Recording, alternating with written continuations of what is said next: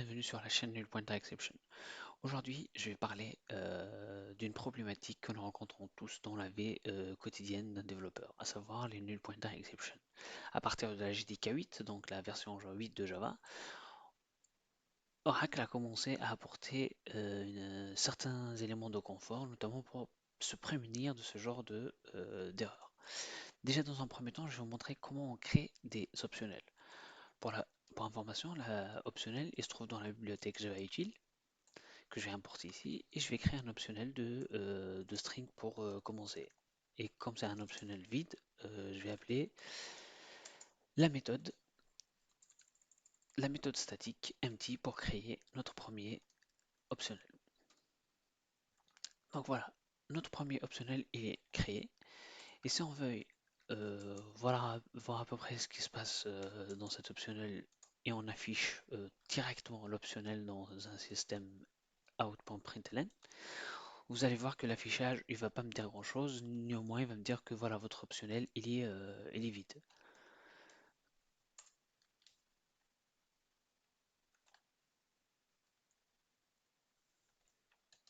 Hop, et voilà, et là il m'affiche optionnel.empty, tout simplement. Et si je veux afficher la valeur qui est à l'intérieur, sachant là pertinemment que mon optionnel il est vide, je ne peux pas faire, c'est la méthode .get, et si je fais .get là-dessus, sachant qu'il il est vide, on va obtenir une erreur du genre no such element dans cet optionnel, ce qui est correct et complètement attendu. Je l'exécute et là vous allez voir qu'on obtient vraiment une erreur qui est throw au runtime, c'est-à-dire pas à la compilation mais vraiment à l'exécution du code.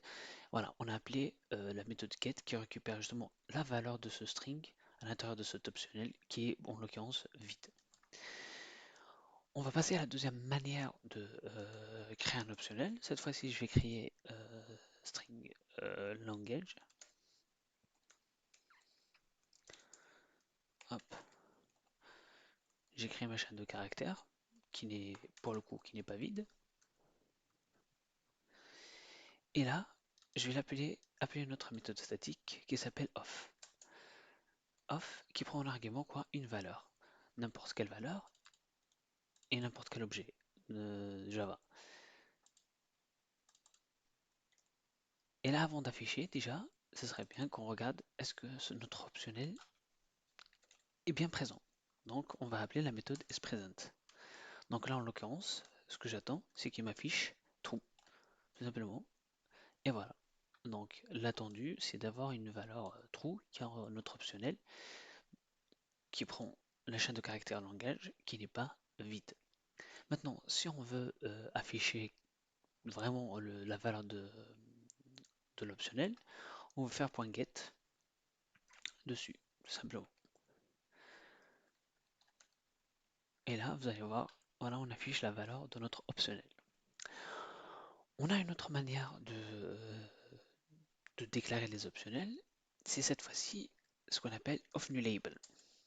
Vous allez voir c'est quoi la différence avec off-new-label de la précédente off.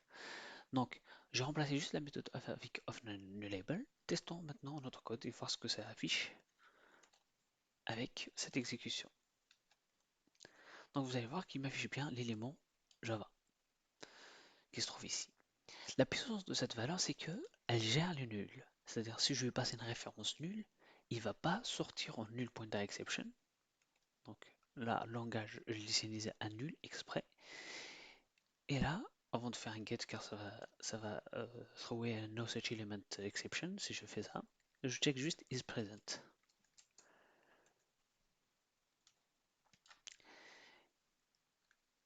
Et là, je run mon code.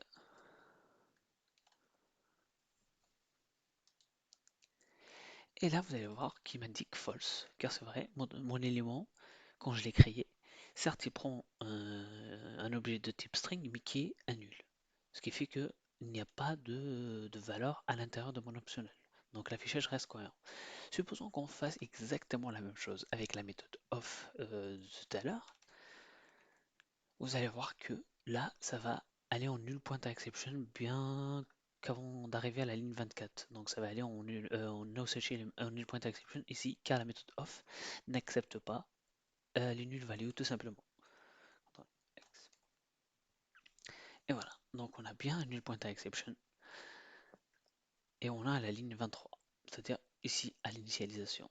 Donc vous voyez, choisir bien sa méthode est très important euh, dans la création ou lors de l'instanciation d'un optionnel. Donc vous avez le choix off entre la méthode off nullable ou empty, créer un optionnel empty tout simplement.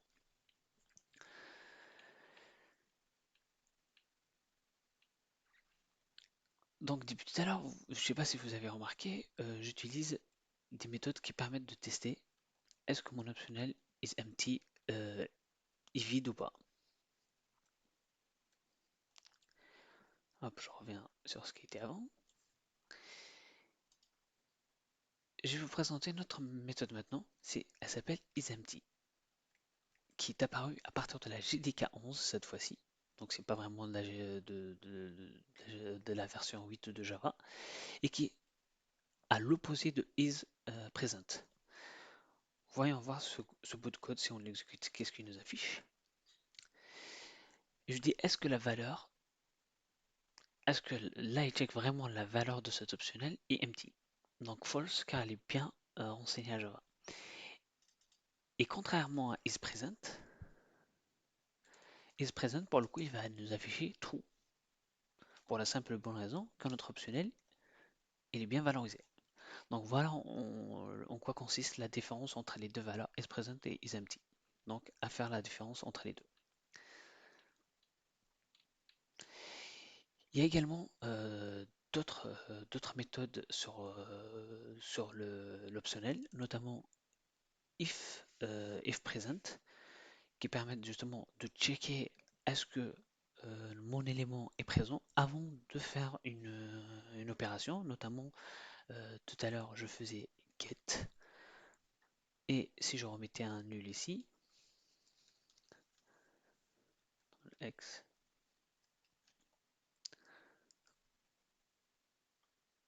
donc voilà, vous avez vu, j'ai obtenu un no such element exception, tout simplement car j'ai pas checké est-ce que mon élément est présent avant d'appliquer la méthode get pour récupérer la valeur.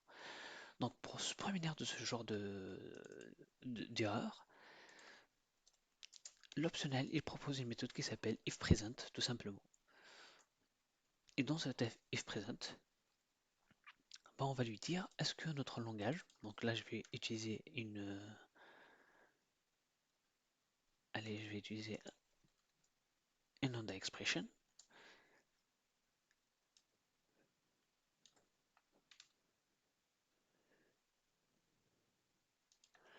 Et là je copie ici mon CSO.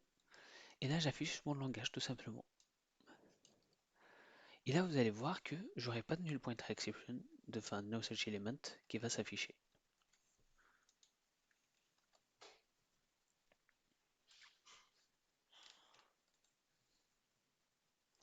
Et voilà, maintenant on a un code qui est complètement sécurisé. Justement pour se prémunir de ce genre d'erreur et ce genre d'implémentation de code, bien évidemment, Optional propose d'autres options pour améliorer notre code, notamment ce qu'on appelle la méthode static or else. Donc là, si je fais or else sur cet optionnel, tout simplement, ce que ça dit à cet optionnel, si mon optionnel il est vide, alors alors j'instancie une valeur par défaut. Donc c'est exactement ce que ça fait ici. Et du coup, au lieu de récupérer un optionnel, là pour le coup, je vais récupérer directement mon string.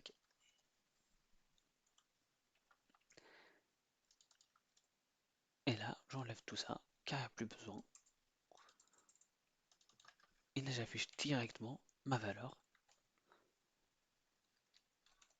Et là, vous allez voir que, voilà, du moment que mon optionnel il est à nul, la valeur passée par défaut qui est à nul, et là, instancier la valeur par défaut. Maintenant, si je change cette déclaration et que je remets Java à la place, vous allez voir que c'est la valeur Java qui est affichée et non la valeur C. Tout simplement car ce langage il est bien instancié et la valeur est bien présente. On a une autre manière de setter une valeur par défaut, c'est la méthode orElse_get. Donc hop, je rajoute orElse_get tout simplement ici. Donc vous allez voir que orElse qui est ici, elle prend un supplier cette fois-ci. Hop, donc ce supplier, je vais passer un paramètre vide et je lui dis de me retourner C#. Et j'exécute ce code. Donc là, la première exécution, bien évidemment, il va m'afficher Java car la valeur langage il est différent de nul, donc il ne va pas rentrer dans orElse, get. Cependant, si je l'instancie à nul, vous allez voir qu'il va m'instancier, enfin, il va me retourner la valeur par défaut, à savoir le C#. Et c'est bien l'attendu, c'est bien ce qui est affiché sur la console. Néanmoins, attention à l'utilisation de orElse et orElse_get. Et pour vous donner un exemple de pourquoi je vous alerte là-dessus, créons une méthode qui retourne une valeur par défaut, getDefault value.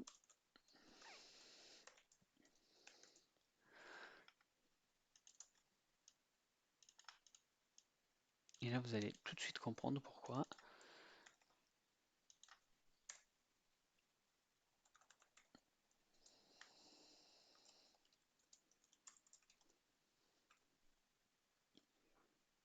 Donc là, je retourne ma valeur par défaut. Et là, je dis quelle méthode j'utilise, juste pour débugger, vous aider à comprendre.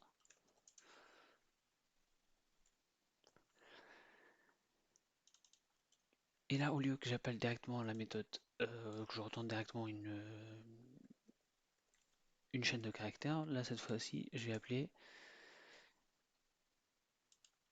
que je vais déclarer en statique.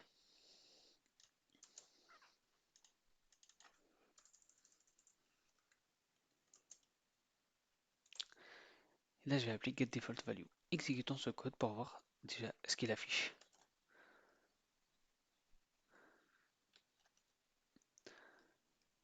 Donc, en appelant la méthode orElse, get, il appelle la méthode getDefault lorsque mon langage il est à nul. On voit bien qu'il rentre dans using default value. Et si on initialise cette valeur maintenant à Java, vous allez voir que le orElse_get, il ne va pas appeler cette méthode.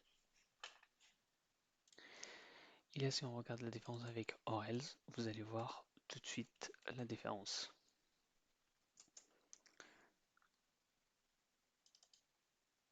Et là, évidemment, elle prend directement la méthode.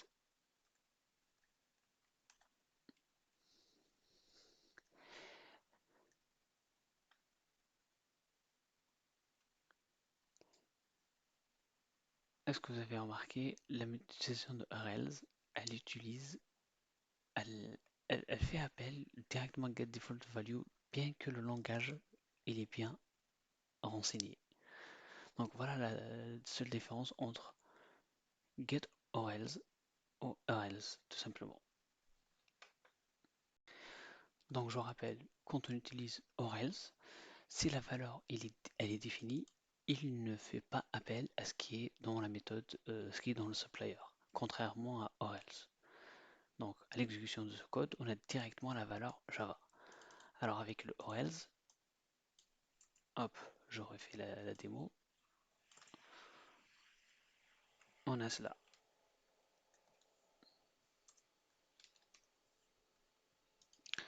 Donc bien que la valeur soit définie, il rentre de même dans cette valeur, dans cette méthode. Donc cela, le choix de la méthode est bien crucial lorsque vous développez des algorithmes très coûteux.